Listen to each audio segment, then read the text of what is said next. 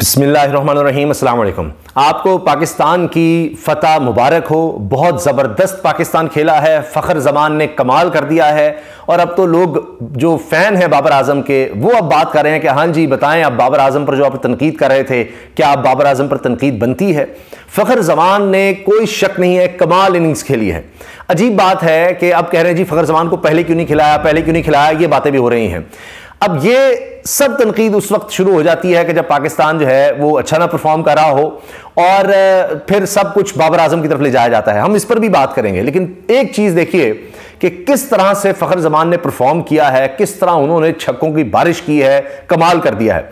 और आप ये देखें कि इन्होंने फ़खर ज़मान ने सिर्फ तीन मैचेस में 18 छक्के लगा दिए वर्ल्ड कप में, जबकि दूसरी तरफ रोहित शर्मा है और वार्नर है, शायद उन्होंने कुछ 7 मैचेस में छक्के लगाए हुए हैं 20-20। तो ये 3 मैचेस में 18 छक्के लगा चुके हैं और बहुत तेज जबरदस्त तरीके से खेले हैं, बहुत अच्छा खेल रहे थे। और बात हो रही है पर्चे की। अब वो तस्वीर इस वक्त वायरल है, हर कोई बात कर रहा है पर्चा क्या चक्कर था। फ़खर ज़मान अच्छा खेल रहे थे, शुरू में फ़खर ज़मान ने खुद कहा है, जब उनको मैन ऑफ द मैच करार दिया गया तो उन्होंने ये बात की कि जी 4 ओवर्स पहले ही सोचा था कि हमने ज़रा ध्यान से खेलने हैं, समझ कर खेलने हैं, और उसके बाद फिर हमने एग्रेसिव होना है। और कह रहे हैं कि प्लान सही हमारा काम कर गया। और फिर अब इस पर जनाब दोबारा से बात हो रही है कुदरत का निज़ाम बहुत ज़्यादा कहा जा रहा है कि जी बारिश जिस तरह से हुई, और इतना बड़ा एक पहाड़ था 401 रन्स का जनाब पहाड़ था। 6 खिलाड़ी आउट, न्यूजीलैंड ने इस 6 खिलाड़ी आउट पर ये पहाड़ खड़ा किया। और फिर ज्यादातर लोगों का यही ख्याल था कि जी पाकिस्तान ये चीज नहीं कर सकेगा, कोई 400 रन कहां चेज होते हैं, बहुत कम इस तरह मिलता है वर्ल्ड कप में। फिर आप देखिए तो बहुत मुश्किल नजर आ रहा था, लेकिन फिर जिस तरह से पाकिस्तान ने चेज किया है, कमाल कर दिया। जीता Pakistan Duckworth and Louis method के तहत है कि जी 50 ओवर्स नहीं हो सके, लेकिन इसमें 2 दफा बारिश हुई है। और दोनों दफा, पहली दफा बारिश हुई तो पाकिस्तान 10 रन आगे था, अगर वहीं पर मैच खत्म हो जाता तो। दूसरी दफा बारिश हुई तो पाकिस्तान फिर 21 रन आगे था, और वही है कि Pakistan one by 21 run Duckworth and Louis method के तहत।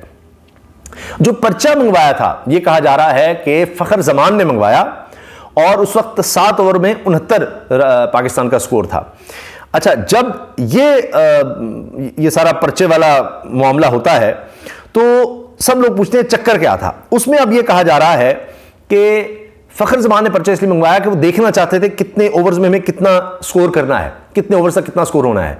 और बारिश की पेशगोई तो पहले से थी, और उस वक्त भी नजर आने लग गया था कि बारिश हो सकती है, और पहले से मैंने आपसे अर्ज किया कि पेशगोई भी थी कि बारिश होनी है।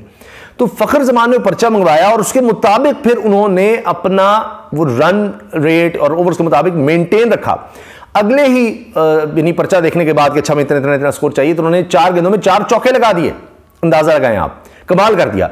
तो बिल्कुल उसके साथ वो बड़ा मेथड के साथ खेले, और शदीद तनकीद करने वाले मान रहे हैं कि आज पाकिस्तान ने जिस तरह से यानी कॉन्फिडेंस के साथ विकेटें भी नहीं कमानी थी, अगर एक भी विकेट गिरती कहीं खुदा न खास्ता तो बिल्कुल ये समरी और हो जानी थी, ये बिल्कुल स्टैट्स बदल जाने थे, फिर हमें रन कहीं से कहीं करने पड़ने थे।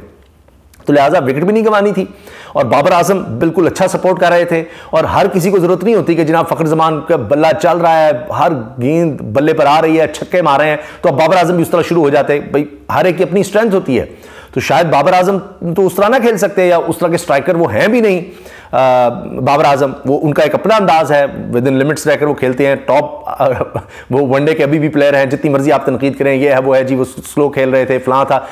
फ़खर ज़मान के मुकाबले पर जरूर स्लो थे, लेकिन उन्होंने कम से कम वो रन रेट जरूर मेंटेन रखा जो फ़खर ज़मान पर प्रेशर नहीं आने दिया, और डकवर्थ लुइस के मेथड के तहत हम आगे रहे और विकेट नहीं गंवाई। ये बहुत जरूरी था, वरना बिल्कुल क्वेश्चन बदल जाती।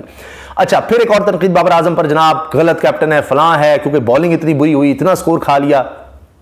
अच्छा, अब जनाब वो हारिस रऊफ ने बुरी बॉलिंग की तो उसका रिकॉर्ड शाहीन ने तोड़ दिया। भाई शाहीन, आप ये भी देखें कि अब तक किस तरह की बॉलिंग करवा रहे हैं, ऊंच नीच हो जाती है, ठीक है, उस पर आप तनकीद करें, सही बॉलिंग की, मगर फिर न्यूजीलैंड कहां गया? ये उन्होंने स्ट्रेंथ अपनी रखी कि अच्छा हम स्पिनर्स को खिला देंगे, यहाँ इस तरह पिचेस होती हैं, पाकिस्तान ने गलत किया जी, उस तरह स्पिनर्स को नहीं मौका दिया, या उस तरह स्पिनर्स नहीं खिलाया, हमने अपने फास्ट बॉलर्स पर ज्यादा बैंक किया, तो उनको फेंटी पड़ी, तो इनको मारनी पड़ी क्या? जिस तरह से जनाब आप देखिए पाकिस्तान ने 25.3 ओवर्स में 200 रन बनाए सिर्फ एक खिलाड़ी आउट पर, और ये मैच जीता है। तो अब ये बात भी की जा रही थी, तो बारिश का आप देखिए कि फिर बाबर आजम की कैप्टनसी की आप दाद दें कि उन्होंने कहा कि हम बाद में खेलेंगे, अगर बारिश होगी तो हमें उसके मुताबिक पता हो, उसके हिसाब से हम खेलते रहें। तो फर्ज कीजिए अगर पाकिस्तान पहले बैटिंग करता 500 रन भी कर लेते, फर्ज कीजिए 500 रन, तो दूसरी टीम को यह जरूर होता कि हमें कितना करना है, क्या करना है, किस तरह से खेलना है। तो अब जब जीत गए हैं तो फिर बाबर आजम का फैसला दुरुस्त नजर आता है। जहां तक फखर जमान को खिलाने की बात है, मैं आपको यकीन से कह रहा हूं कि फखर जमान आउट ऑफ फॉर्म थे चुके, ये अब इन इनिंग्स को छोड़ दे, इससे पहले ये 3 इनिंग्स से पहले आउट ऑफ फॉर्म थे और मुसलसल उनको चांस दिया जा रहा था। और मैं खुद आपको बता रहा हूं कि लोग कह रहे थे और ये एक्सपर्ट्स बैठ के, जी फखर जमान को क्यों इतने चांस दिए जा रहा है, उसको रेस्ट दें, वो नहीं चल रहा, वो नहीं चल रहा, वो नहीं चल रहा। अच्छा, फिर अब्दुल्ला शफीक आए, उन्होंने परफॉर्म कर दिया फखर जमान की जगह, तो कहा देखा ये फखर जमान को ऐसे ही बिठाया हुआ था, गेम में लगाया हुआ था, इसको पहले बिठा देते, देखिए अब्दुल्ला शफीक चल गए, अब्दुल्ला शफीक डिजर्व करते थे, ये है वो है। अब बाद में क्या कहने लग गए, अब क्या कह रहे हैं लोग कि जी मामूल हक की जगह क्यों नहीं रखा हुआ था फखर जमान को, देखिए वो स्ट्राइकर था और जबरदस्त था और इतनी जबरदस्त बॉल को स्ट्राइक करता है और मारता है, तो आपने इमामुल हक पर्ची है जी पर्ची है। अब लोग कहीं खुश नहीं होते। इमामुल हक इससे पहले, अब वो आउट ऑफ फॉर्म नजर आ रहे थे, वरना उससे पहले वो भी आप देख लीजिए वनडे में कोई उनकी रैंकिंग बुरी नहीं थी, कोई एवरेज बुरी नहीं थी। तो ये भी वजह थी। मैं खुद समझता हूँ ठीक है कि जनाब फखर जमान जो है उस पर बैन करना चाहिए और खिलाना चाहिए था, लेकिन ये मुश्किल फैसले होते हैं। आप निकाल कर देख लीजिए फखर जमान कितने अरसे से आउट ऑफ फॉर्म नजर आ रहे थे, कितने अरसे से, काफी उनको चांस मिले। तो अब वो हर तरफ लोग इधर उधर होना शुरू हो जाते हैं। तनकीद करना बहुत आसान है। मैंने आपको बता दिया बाबर आजम के टॉस का फैसले पर तनकीद हुई, पहले फखर जमान को खिलाने पर तनकीद होती थी, अब जनाब ये कि जी फखर जमान को पहले क्यों नहीं खिलाया, उस पर तनकीद शुरू हो जाती है। तो हर तरह से लोग ये बात करते हैं। हमें बेहतर परफॉर्म करने की जरूरत है, इसमें कोई शक नहीं है, लेकिन आज हमने बहुत अच्छा खेला है, अल्लाह करे कि हम इसको कंटिन्यू रख सकें। अब जनाब बाबर आजम ने बनाए 63 गेंदों में 66 रन और फखर जमान ने 81 गेंदों पर 126 रन बनाए। ये पाकिस्तान के यानी दोनों प्लेयर्स जिस तरह नॉट आउट रहे और देखते रहे कि जनाब हमें आगे रहना है।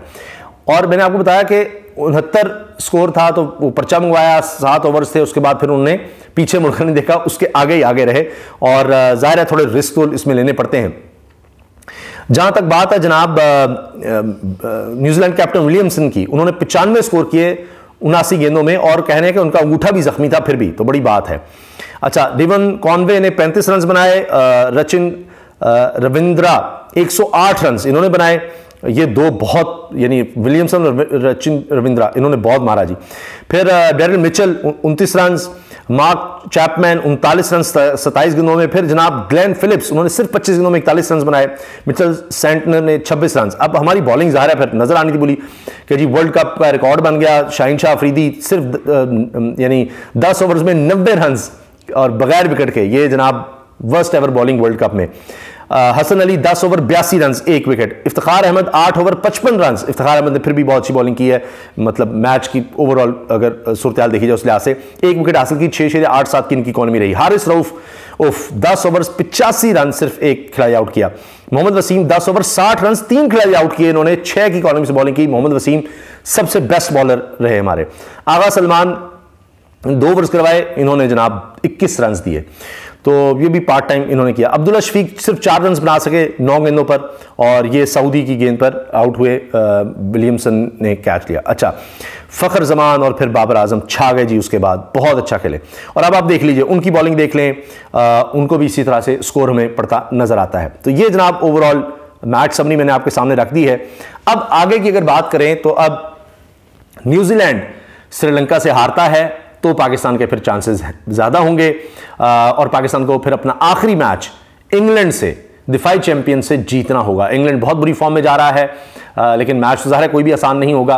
तो पाकिस्तान को इंग्लैंड से जीतना है, और फिर वो कुदरत का निज़ाम जो आज बारिश की सूरत में नजर आया। लेकिन लोग ये भी कह रहे हैं, एक्सपर्ट्स ये कह रहे हैं कि जिस तरह फखर जमान और पाकिस्तान खेल रहा था या बाबर आजम खेल रहे थे, तो ये हम इंशाल्लाह 400 रन चेज कर सकते थे। और बल्कि वो कह रहे हैं जी बारिश ने अगर कुछ किया है तो फखर जमान को डबल सेंचुरी से रोका है और छक्कों का रिकॉर्ड बनाने से रोका है, वरना वो छक्कों का भी रिकॉर्ड बना जाते और डबल सेंचुरी भी कर जाते। ये बात भी की जा रही है। बहरहाल ओवरऑल ये है कि हम जीत गए अल्हम्दुलिल्लाह।